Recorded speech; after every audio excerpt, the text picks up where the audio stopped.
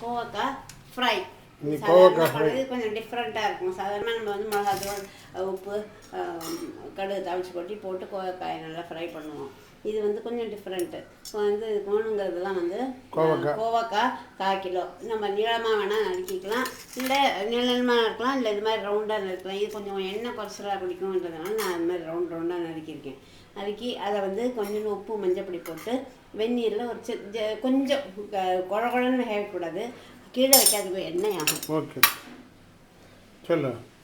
வெந்நீரில் தண்ணியில் போட்டு கொஞ்சம் உப்பு மஞ்சப்பொடி போட்டு கிள்ளு பதத்துக்கு வேக வச்சு வடித்து எடுத்து வச்சுக்கணும். அப்புறம் அதை வந்து எண்ணெய் வச்சு நல்லா டீப் ஃப்ரை பண்ணி இது மாதிரி எடுத்து வச்சுருக்கேன் பாருங்க. டீப் ஃப்ரை பண்ணி எடுத்து வச்சுக்கணும். இதுதான் ஃபஸ்ட்டு ஸ்டெப்பு. அதுக்கப்புறம் வந்து அதுக்கு தாளிக்கிறதுக்கு வந்து கடுகு, உளுத்தம்பருப்பு, கடலைப்பருப்பு வரேன் எல்லாம் சொல்லிவிட்டு அப்புறம் போடுறேன். சரி. அதுக்கு வேணுங்கிறதெல்லாம் சொன்னால் தானே அவளுக்கு எடுத்து வச்சுக்க சரியாக. சரி. அதுக்கு வந்து நம்ம யூஸ்வலாக தாளித்து போடுற மாதிரி கடுகு 1 ஸ்பூனு, உளுத்தம்பருப்பு 1 ஸ்பூனு, கடலைப்பருப்பு 1 ஸ்பூனு, மிளகா வத்தல் ஒரு 1 2, கருவேப்பிலை, அப்புறம் கொஞ்சோண்டு தேங்காய் துருவல், அது மட்டும் கொஞ்சம் கூட ஒரு 3 டேபிள் ஸ்பூன் தேங்காய் துருவல். அப்புறம் நம்ம காரத்துக்கு ஏற்ற மாதிரி கொஞ்சோண்டு மஞ்சத்தூள், மிளகாத்தூள், உப்பு, பெருங்காயத்தூள், இதெல்லாம் தான் வேணுங்கிற பொருள்கள். இப்போ பண்ணுறத பார்க்கலான்னா கொஞ்சம் எண்ணெயை ஒரு 2 ஸ்பூன் காய வச்சு அதில் முதல்ல இதை டீப் ஃப்ரை பண்ணிட்டேன். அது ஃபஸ்ட்டு ஸ்டெப்பு வேக வச்சு அதுக்கப்புறம் வடிச்சுட்டு அதை டீப் ஃப்ரை பண்ணி எடுத்து வச்சுருக்கோம். அதில் கொஞ்சம் உப்பு போட்டிருக்கோம், அதனால் திருப்பி உப்பு போடும்போது பார்த்து போடணும். இப்போ கொஞ்சோண்டு 1 ஸ்பூன் எண்ணெய் விட்டு கடுகு, கொஞ்சோண்டு உளுத்தம்பருப்பு, கடலைப்பருப்பு,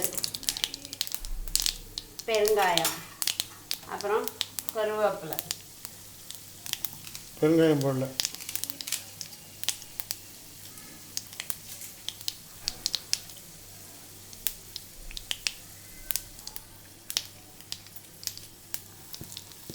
பெருங்காயத்தூள்.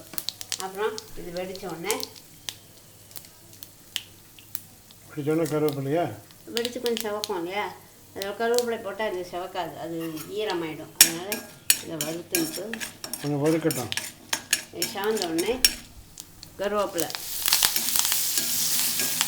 அதையும் நல்லா பொரிச்சுக்கோங்க. பொரிச்சுட்டு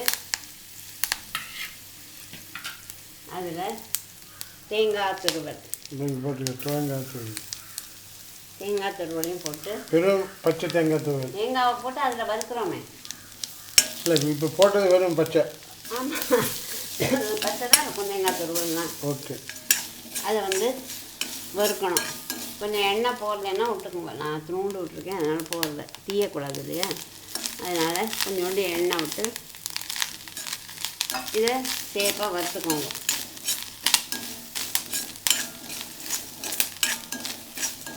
நல்லா வறுக்கட்டும்.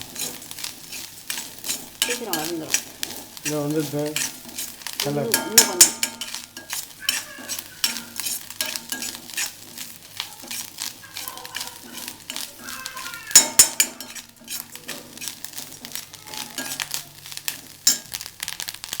இது வந்துடுதா?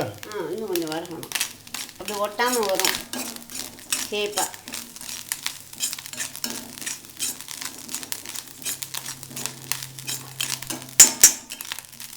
சோப்பாக இருந்தால் தான் அந்த வாசனை நல்லாயிருக்கும்.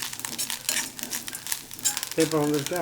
இல்லை, இன்னும் ஒன்றா அனுப்பிச்சுக்கோங்க. அப்புறம் அதெல்லாம் ஒன்றும் வேண்டாம்.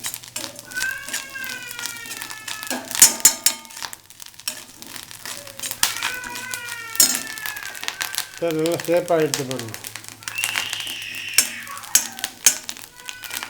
மிளகாத்தூள் வேணும்னா எப்படியும் மிளகாத்தூள் போட போகிறோம். மிளகாத்தூள் எதுக்குன்னா அது ஒரு வாசனை.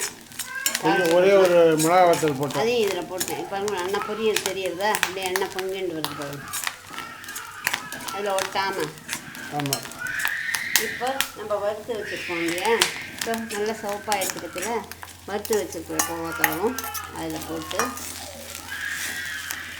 கோவக்காயில் போட்டு உப்பு பார்த்துக்கணும். ஏன்னா கோவக்காயிலே உப்பு போட்டு வேக வச்சுருக்கோம், அதனால் இந்த தேங்காய் இதுக்கெல்லாம் தான் வேணும்னா கொஞ்சோண்டு உப்பு போட்டு மிளகாத்தூள்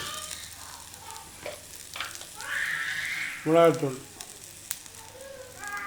4 ஸ்பூன் போட்டுக்கேன். உங்களுக்கு காரம் வேணா போட்டுக்கோ. உப்பு கொஞ்சோண்டு போடுறேன். இதில் ஏற்கனவே போட்டேன். ரொம்ப உப்பு தேவையில்லை, அதனால் நாங்கள் கொஞ்சம் உப்பு குறைச்சல தான் போடுவோம்.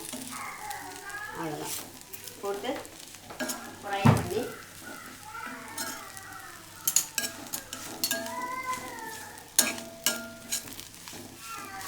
இது கோவக்காய் ஃப்ரை. கோவக்காய் ஃப்ரை.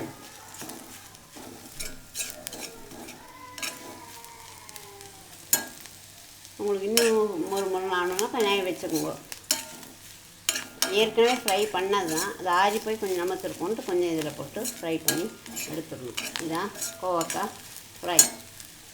கண்டிப்பாக ஒரு 5 நிமிஷத்தில் பண்ணியாச்சு.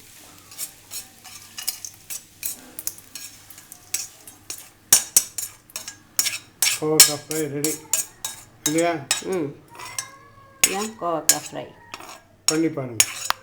இதில் என்ன பண்ணோன்னா மெயின் வந்து கோவக்காவை நறுக்கி லேசாக ரொம்ப குழம்புன்னு வேக விடாமல் கொஞ்சம் கிள்ளு பதத்துக்கு வேக விட்டு வடிச்சுட்டு எண்ணெயில் ஃப்ரை பண்ணி முன்னாடியே தயாராக வச்சுட்டுறணும். அப்புறம் மீதியெல்லாம் அப்படி கடுகு உளுத்தம்பருப்பு, நம்ம கறிக்கு தாளித்து கொட்டுற மாதிரி தான். கடுகு உளுத்தம்பருப்பு, கடலைப்பருப்பு, பெருங்காயம், மஞ்சள் பொடி இதெல்லாம் போட்டு தாளித்து கொட்டி ஒரே ஒரு மிளகாத்தூள் கிள்ளி போட்டு வறுத்துட்டு நிறைய கருவேப்பிலை போட்டு தேங்காய் மட்டும் ஒரு 3 டேபிள் ஸ்பூன் அதையும் நல்லா செவக்காக வறுத்துட்டு இந்த வறுத்த கோவக்காயும் போட்டு உப்பு, மிளகாப்பொடி, பெருங்காயம் வேணால் போட்டு இறக்க வேண்டியதுதான்.